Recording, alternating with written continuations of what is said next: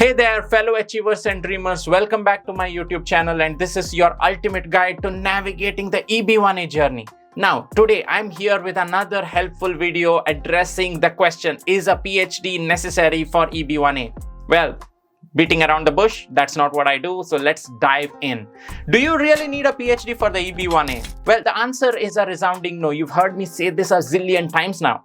Now, to clarify, the EB1A doesn't really have any strict educational prerequisites. Therefore, a PhD or a master's degree isn't really required for the EB1A. In fact, we have a lot of people just with bachelor's getting approved for the EB1A through our program. Now, USCIS has established 10 EB1A criteria for demonstrating your extraordinary ability, and among them, there is no mention of PhD as a requirement. Now, there is an interesting backstory to this PhD myth though. Now, most people obtain an EB1 green card through the EB1B category when they are in tech or research, which is geared towards outstanding researchers and professors. Now, it is worth noting that even though PhD isn't really a requirement even for the EB1B, researchers end up holding a PhD degree in most cases anyway. So this trend has led to the assumption that a PhD is mandatory for the EB1A or an EB1 green card in general, which is not at all true.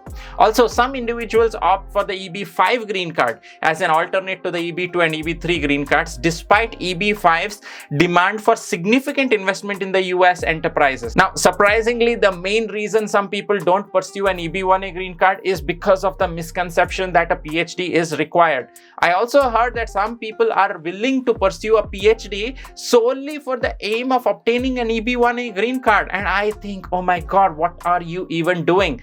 To reiterate, a PhD or master's degree is not a requirement for the EB1A. So if you are not anyway intending to do a PhD, don't waste your time going and doing a PhD just for the EB1A. I mean, you can work 1 or 2 years super hard instead of the 5, 6, 7, God knows how many years that you'll work for your PhD and get the EB1A anyway. So what pieces of evidence can you submit to qualify for the EB1A though? In order to meet the EB1A requirements, you should satisfy a minimum of 3 criteria that USCIS lays out. Now, your evidence as a whole must also demonstrate sustained national or international acclaim, and your achievement should be recognized in your field of expertise. So here are some examples of evidence to satisfy the EB1A criteria. Number 1, provide your lesser nationally or internationally recognized awards. These can be awards like the Best Scientific Research Paper Award or any other award that you see out there that you can argue that it is pretty significant in the field. Although it is generally not known, it is still okay to use that award as long as you can prove that it is significant in the field. You can also showcase your elite memberships that require outstanding achievements in the field. For example, fellow members of IEEE, IET, many other memberships out there that you can use.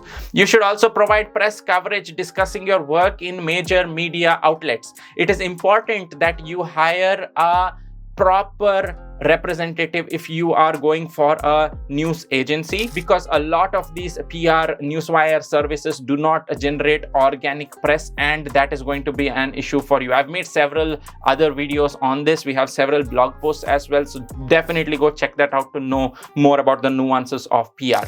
It does not meet the EB1A requirement. Traditional PR newswire agencies publish the same content across various platforms, so it doesn't really meet the EB1A requirements, and USCIS only acknowledges organic press in major media as sufficient evidence. Now, you can also showcase your scholarly articles in major publications. For instance, peer-reviewed articles serve as one kind of really strong evidence to meet the EB1A scholarly article criteria as well. Well, this, whatever I've just told until now, is just the tip of the iceberg. There are so many more ways to establish your extraordinary ability in the field. I don't really have scholarly articles. Can I still meet the requirements of EB1A?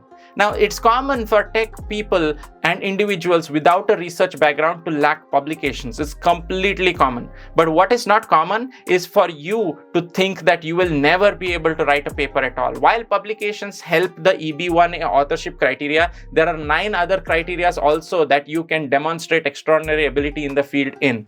So, citations are one type of evidence to fulfill the EB1A original contribution criteria. But you can also provide alternate evidence like a letter of recommendation or a licensing agreement and stuff like that to meet this criteria. There are so many different ways that you can use to interpret your original contributions or any criteria, or for that matter, as applicable to you. So the good news is that if a particular criteria doesn't apply to your job, you can provide comparable evidence to meet it. And this is what USCIS clearly says as well, because they understand that they can't cookie cutter an entire process to people of different fields. So they have maintained enough flexibility in the process here. Now, wrapping up this video, an advanced degree or higher job title isn't necessary for the EB1A. You simply need to prove your extraordinary ability in your field. Do you really need proof? The majority of Smart Green Card program members are from the tech field, including product managers and data scientists and SAP professionals, among others. They've obtained the EB1A approval without a PhD, and yet they showcase their extraordinary ability to the field. You can also check out a lot of case studies that we have on our website to check it out for yourself. Now, if you're looking for hands-on guidance to craft an compelling EB1A profile, check out our Smart Green Card program's VIP plan. And if you found this video helpful, please do me a favor and hit that like button, share it with fellow immigrants as well, because it will help a lot of people. And if you haven't already, subscribe to this channel and ring that bell icon so that you never miss our content. We put out daily content that helps you in your EB1A journey. So until next time, keep reaching for the stars. This is Simon Shetty signing off. Peace.